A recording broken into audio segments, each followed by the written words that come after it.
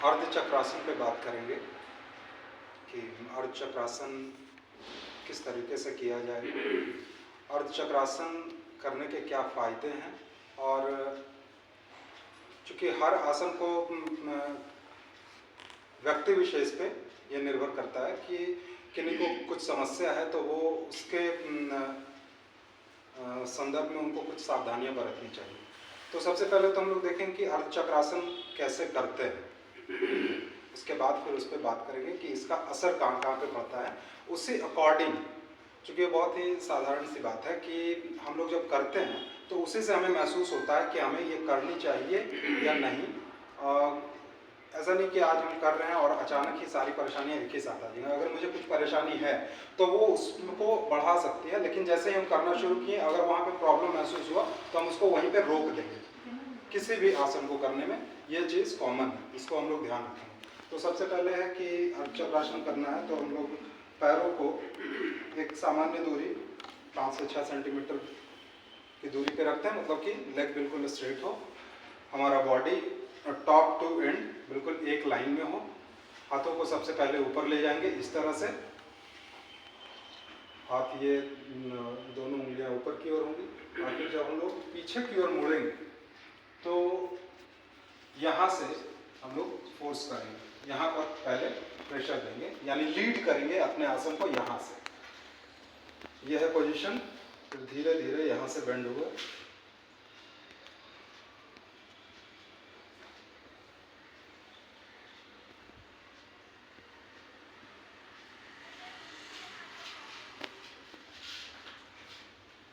ये फिर वापस आने की प्रक्रिया है। तो वापस जब आएंगे, मैं चाहूँगा कि इनको मैं मॉडल के रूप में यूज़ करूँ, कर सकता हूँ। प्लीज़ सुमन आप आएंगे।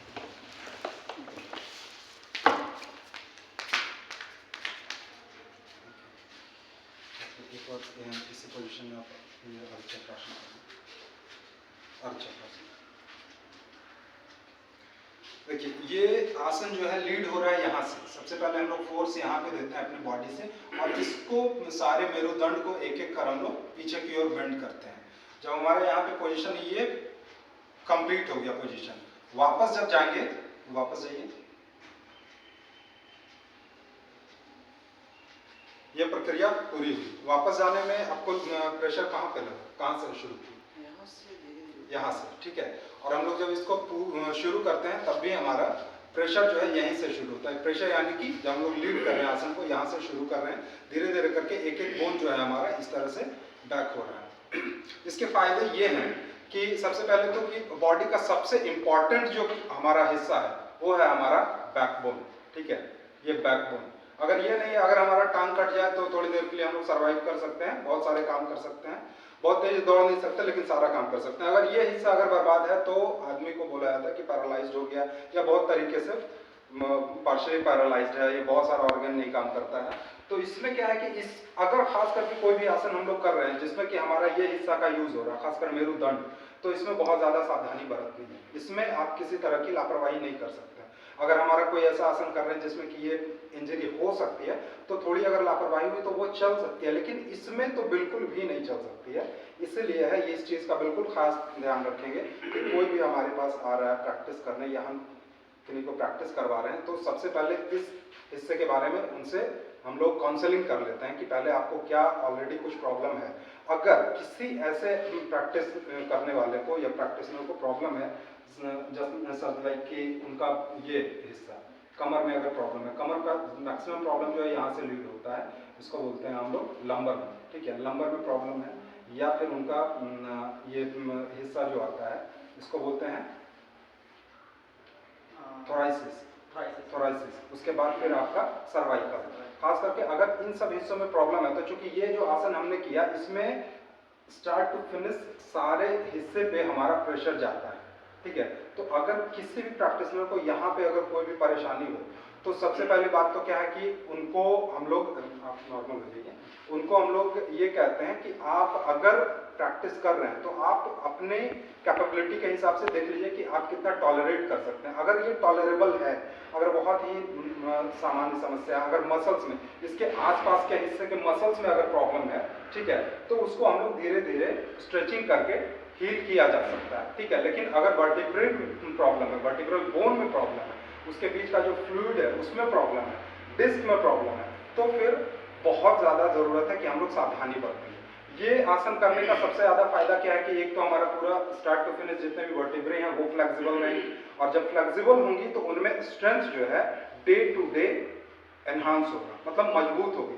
जब हम लोग ऊपर से कोई वेट गेन करते हैं तो ये हिस्सा हमारा पूरा जो है उसको एक एक भाग में बांटता है, इसीलिए हम लोग उसको कैरी कर पाते हैं वेट को। दूसरा चीज इससे क्या होता है कि ये सारे मसल्स अलग अलग मसल्स हैं यहाँ पे, ठीक है, ये सारे मसल्स एक एक करके वो फ्लेक्सिबल होंगे। ताकत तभी आती है जब फ्लेक्सिबिलिटी आती है। सामान्य सी बात है कि जो मजबूत होता है, पेड़ में जब फल बहुत ज्यादा होते हैं तो वो झुक जाते हैं, यानी कि उनमें ताकत है, उनमें गुण है, क्वालिटी है।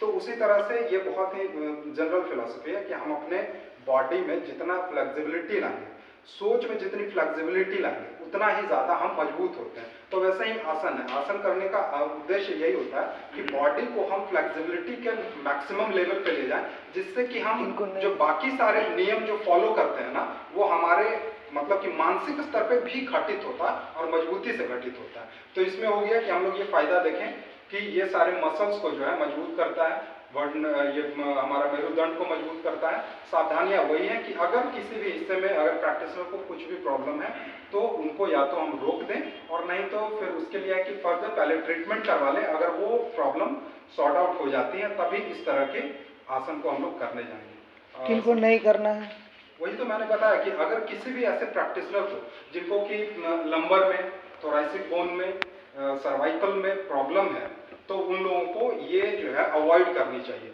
सबसे पहले क्या है कि अगर वो योग से सही होने की स्थिति में है तो ये चीज़ें हम लोग फर्दर अपने गुरु से पहले सीखेंगे कि किस तरह की समस्या किस लेवल पे जो है वो योग से हील की जा सकती है, तो उसको पहले हील किया जाएगा। उसके बाद फिर इस तरह के आसन को हम लोग उस प्रैक्टिशनर को करने के लिए धीरे धीरे प्रैक्टिस करवाएंगे। ऐसा नहीं कि आज हम उनको अगर वो ठीक हो भी गए तो अर्ध चक्रासन कराना है तो मैक्सिमम लेवल पे उनको बेंड करवा दी, वो फिर धीरे धीरे उनको कि पहले उस एरिया को कंडीशन करना होता है, ठीक है, तब जाकर के फिर वो आसन उनसे फिर हम लोग फर्दर करवाएंगे और उसको मतलब कि उनको कंडीशन करेंगे उस आसन को करने के लिए, ठीक है।